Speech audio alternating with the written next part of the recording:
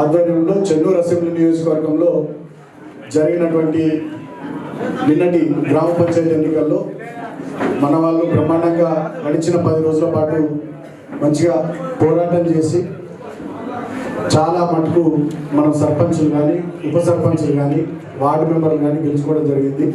ముందుగా మన అభ్యర్థుల గెలుపు కోసం కష్టపడ్డ ప్రతి ఒక్క నాయకుడికి కార్యకర్తకి అందరికీ హృదయపూర్వకంగా కృతజ్ఞతలు తెలియజేస్తున్నా.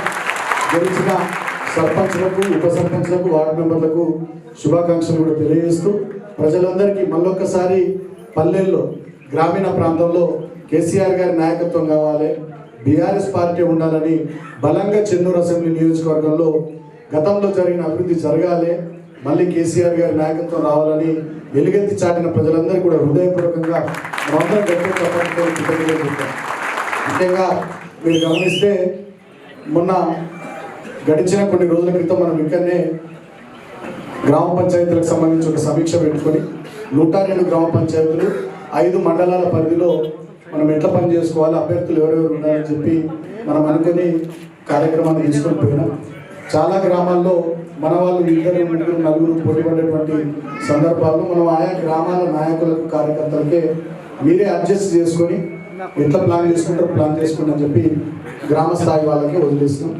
అట్లా కొన్ని చోట్ల మనకు ఏకాభిప్రాయం ఉన్న దగ్గర మన అభ్యర్థిని అవుట్రైట్గా పెట్టుకొని కొన్ని చోట్ల నన్ను ప్రచారానికి పిలిచినాడు.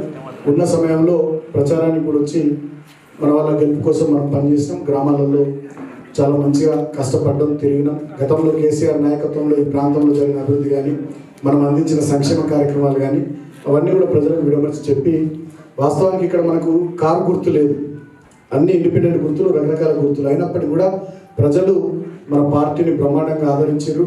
అటువైపు చూసుకుంటే కాంగ్రెస్ పార్టీలో మంత్రి గారు ప్రాతినిధ్యం వహిస్తున్నారు. ఇక్కడ పోలీసులను వాడి, అధికారుల వ్యవస్థను వాడి మన వాళ్ళ మీద దాడులు చేసి, ఓటర్లను ప్రలోభపెట్టి, భయపెట్టి ఎన్ని రకాల కుట్రలు చేసినా కూడా సుమారు 40% పైగా మనం సర్పంచులు గెలుచుకున్నామంటే డెఫినెట్గా బీఆర్ఎస్ పార్టీ ఎంత బలం ఉంది, ఎంత గట్టి ఉంది చెన్నూరు అసెంబ్లీ నియోజకవర్గం అనేది అర్థమవుతా ఉంది.